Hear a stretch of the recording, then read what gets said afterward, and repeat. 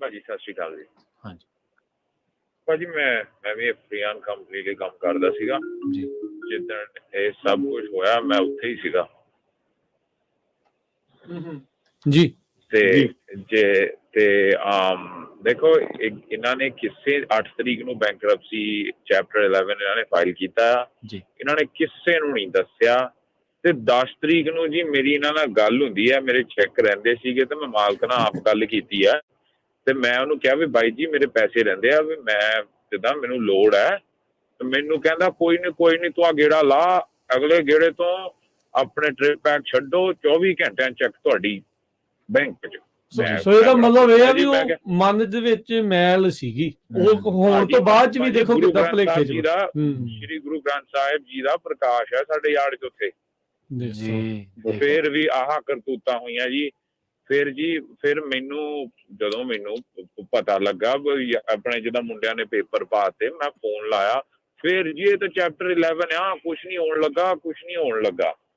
ਫਿਰ ਮੈਂ ਪਤਾ ਲੱਗਾ ਤੇਲ ਹੀ ਹੈ ਨਹੀਂ। ਫਿਰ ਮੈਂ ਯਾਰਡ 'ਚ ਸਟਕ ਹੋ ਗਿਆ 2-3 ਦਿਨ। ਮੈਂ ਉੱਥੇ ਬੈਠਾ ਰਿਹਾ। ਮੈਂ ਕਿਹਾ ਚਲੋ ਲੋੜ, ਇਹਨਾਂ ਨੂੰ ਪੁੱਛਿਆ ਲੋੜ ਹੋ ਗਈ, ਕਹਿੰਦੇ ਹਾਂਜੀ ਮੰਡੇ ਲੋੜ ਪੈ ਜਾਣੀ ਆ। ਮੈਂ ਕਿਹਾ ਜੀ ਠੀਕ ਆ ਕੋਈ ਨਹੀਂ। ਮੈਂ ਬੈਠਾ ਰਿਹਾ। ਮੈਂ ਕਿਹਾ ਕੋਈ ਨਹੀਂ, ਕਈ ਵਾਰੀ ਆਪਾਂ ਨੂੰ ਸਾਥ ਦੇਣਾ ਚਾਹੀਦਾ ਹੈ ਨਾ।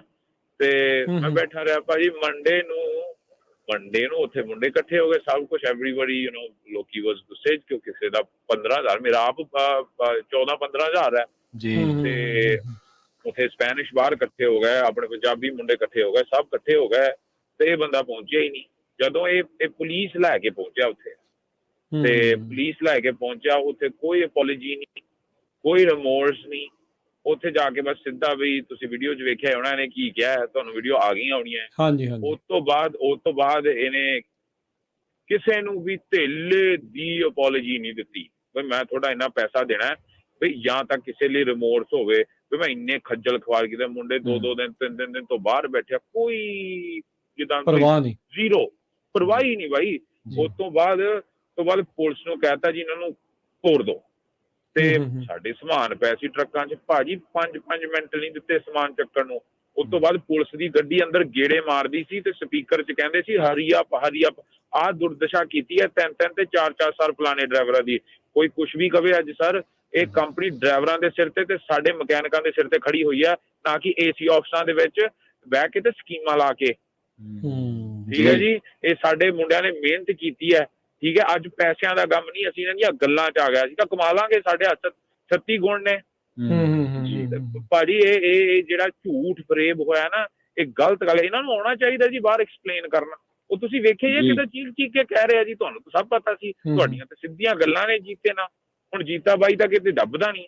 ਅਸੀਂ ਤਾਂ ਫੋਨ ਕਰਦੇ ਹਾਂ ਬਾਈ ਜੀ ਸਾਨੂੰ ਪੈਸੇ ਦੇ ਦਿਓ, ਸਾਡਾ ਕਰਾ ਦਿਓ। ਮਾਲਕ ਤਾਂ ਤੁਹਾਡੇ ਨਾਲ ਕਹਿੰਦਾ ਗੱਲ ਕਰਨ ਨੂੰ ਭਾਜੀ। ਉਸ ਤੋਂ ਬਾਅਦ ਸਾਨੂੰ ਪੁਲਿਸ ਕਹਿੰਦੀ ਹੈ ਬਾਹਰ ਚਲੋ, ਜਿੱਥੇ ਪਾਵਰ ਦੀ ਲਾਈਨ ਨਹੀਂ, ਇਲੈਕਟ੍ਰਿਕ ਲਾਈਨ, ਉਹਦੇ ਪਰਲੇ ਪਾਸੇ ਖੜੇ ਹੋ, ਸਰਕਾਰੀ ਪ੍ਰਾਪਰਟੀ ਆ, ਇੱਥੇ ਨਹੀਂ ਖੜੇ ਹੋ ਸਕਦੇ। ਅਗਲੇ ਨੇ ਕਿਹਾ ਹੋਊਗਾ ਤੇ ਕਿਹਾ। ਫਿਰ ਆਫਰ ਆ ਰਿਹਾ ਜੀ ਟਰੱਕ ਟ੍ਰੇਲਰ ਲੈ ਜਾਓ, ਕਿਸੇ ਹੋਰ ਤੋਂ ਡਿਸਪੈਚ ਲੈ ਲਓ। ਭਾਈ ਜੀ ਮੈਂ ਤੁਹਾਡੇ ਰੇਡੀਓ 'ਤੇ ਆ, ਜੇ ਕੋਈ ਵੀਰ ਸੁਣ ਰਿਹਾ ਏਦਾਂ ਕੋਈ ਵੀਰ ਡਿਸਪੈਚ ਦਿੰਦਾ ਤੇ ਮੈਨੂੰ ਸਮਝਾ ਦੇਵੇ ਕਿਹੜੀ ਕੰਪਨੀ ਦਾ। ਏਦਾਂ ਜੇ ਅਗਲੇ ਨੇ ਬੈਂਕਰਪਸੀ ਕੀਤੀ, ਜੇ ਉਹ ਐਸੈਟ ਦੂਜੀ ਦਾ ਆ ਤੇ ਉਹ ਤੁਸੀਂ ਚਲਾਓਗੇ ਤੇ ਬਾਅਦ 'ਚ ਉਹ ਤੁਹਾਨੂੰ ਅੰਦਰ ਕਰਾਉਣਗੇ। ਮੁੜ ਕੇ ਤਾਂ ਇਹ ਵੀ ਕਹਿ ਦੂਗੇ ਵੀ ਚੋਰੀ ਹੋ ਗਿਆ ਸਾਡਾ, ਫਿਰ ਕੀ ਕਰੂੰਗੇ ਫਿਰ ਜੀ ਮੈਨੂੰ ਇਸ ਵਿਚਾਲੇ ਇੱਕ ਗੱਲ ਹੋਰ ਹੋਈ। ਫਿਰ ਕਹਿਣ ਲੱਗ ਪਿਆ ਜੀ ਤੁਹਾਨੂੰ ਲੋਡ ਦੇ ਦਾਂਗੇ, ਬ੍ਰੋਕਰ ਨਾਲ ਤੁਹਾਡੀ ਸਿੱਧੀ ਗੱਲ ਹੋਊਗੀ ਤੇ ਬ੍ਰੋਕਰ ਤੁਹਾਨੂੰ ਪੈਸੇ ਦਊਗਾ। ਚਲੋ ਇਹ ਤਾਂ ਗੱਲ ਮੰਨ ਲਈ। ਤੇ ਬਾਈ ਜੀ ਬ੍ਰੋਕਰ ਦਾ ਮੈਨੂੰ ਕਹਿੰਦੇ ਜੀ ਤੈਨੂੰ ਬ੍ਰੋਕਰ 4000 ਦਊਗਾ ਤੇ ਪਲੱਸ ਗੈਸ ਤੇ ਟੈਕਸਿਸ ਦਾ ਲੋਡ ਹੈ। ਫਿਰ ਮੈਂ ਕਿਹਾ ਚਲੋ ਠੀਕ ਹੈ, 1000-1200 ਦਾ ਮੇਰਾ ਗੇੜਾ ਪੈਣਾ। ਮੇਰਾ ਇੱਕ ਗੇੜੇ ਜਿਹੜਾ ਪੁਰਾਣਾ ਰਹਿੰਦਾ ਉਹਦੇ ਪੈਸੇ ਨਿਕਲ ਜਾਣਗੇ ਨਾਲ। ਭਾਜੀ ਬ੍ਰੋਕਰ ਦਾ ਫੋਨ ਆਉਂਦਾ, ਕਹਿੰਦਾ ਮੈਂ 2000 ਤੈਨੂੰ ਦਊਂਗਾ ਇਕੱਲੇ ਗੈਸ ਦਾ। 2000 ਲੋਡ ਲਾਉਣ ਤੋਂ ਬਾਅਦ ਕਿਹਨੇ ਪੁੱਛਣਾ ਜੀ ਲੋਡ ਮੇਰੇ ਨਾਂ ਤੇ ਹੈ, ਉਹਦੀ ਕੋਈ ਜ਼ਿੰਮੇਵਾਰੀ ਨਹੀਂ ਬਣਦੀ ਮੈਨੂੰ ਪੈਸੇ ਭੇਜਣ ਦੀ। ਉਹਨਾਂ ਦੀ ਬਸ ਇਹੀ ਸੀਗਾ ਵੀ ਜਿਹੜੇ ਸਾਡੇ ਲੋਡ ਸਟਕ ਆ, ਡਰਾਈਵਰ ਚੱਕਣ ਨਹੀਂ ਰਿਹਾ, ਉਹ ਤੁਰਨ ਕਿਸੇ ਪਾਸੇ ਕਿ ਗੈਸ ਕਾਰਡ ਵਰਤਣ ਡਿਆ ਕਿ ਚੱਲਣ ਡਿਆ, ਕੋਈ ਨਹੀਂ।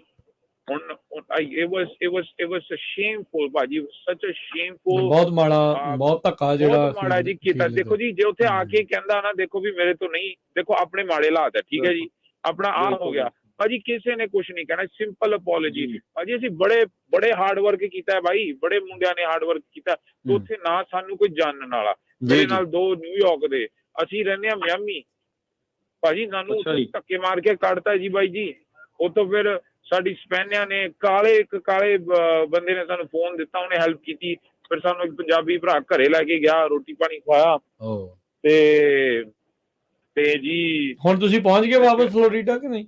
ਨਹੀਂ ਆਲਮੋਸਟ ਭਾਜੀ। ਅਸੀਂ ਇੱਕ ਵੀਰ ਸਾਡੇ ਟੱਕਰ ਗਏ ਸੀ ਸਾਨੂੰ, ਤੇ ਉਹਨਾਂ ਨੇ ਸਾਨੂੰ ਚੱਕ ਲਿਆ, ਤੇ ਹੁਣ ਅਸੀਂ ਔਨ ਦ ਵੇ ਟੂ ਉਧਰ ਨੂੰ ਹੀ ਆ। ਤੇ ਹੌਲੀ ਹੌਲੀ ਲਿਫਟਾਂ ਲੈ ਕੇ ਪਹੁੰਚ ਰਹੇ ਹਾਂ। ਕੋਈ ਕਦਰ ਹੀ ਨਹੀਂ ਭਾਜੀ, ਇੰਨਾ ਹਾਰਡ ਵਰਕ ਕੀਤਾ, ਇੰਨਾ ਹਾਰਡ। ਹੁਣ ਦੇਖੋ ਜੇ ਮੇਰੇ ਤੁਹਾਡੀ ਤੁਸੀਂ ਆਫਿਸ ਚਲਾ ਰਹੇ ਹੋ, ਤੁਹਾਡੀ ਰਿਸਪੌਂਸਿਬਿਲਿਟੀ ਆ ਤੁਹਾਡੇ EMPLOYEE, ਰਾਈਟ ਜੀ। ਹੁਣ ਮੈਨੂੰ ਜੇ ਮੈਂ 3 ਚੱਕ ਥੱਲੇ ਰਖਵਾ ਕੇ ਵੀ 2 ਚੱਕ ਥੱਲੇ ਰਖਵਾ ਕੇ ਵੀ ਲੋਡ ਚੱਕ ਰਿਹਾ ਆ, ਉਹ ਵੀ ਅੱਧ ਵਿਚਾਲਿਓ ਮੁੜ ਰਿਹਾ ਆ ਭਾਜੀ, ਥੋੜੀ ਰਿਸਪੈਕਟ ਤੁਹਾਡੇ ਨਾਲ ਵਰਕ ਕਰ ਰਿਹਾ ਨਾ।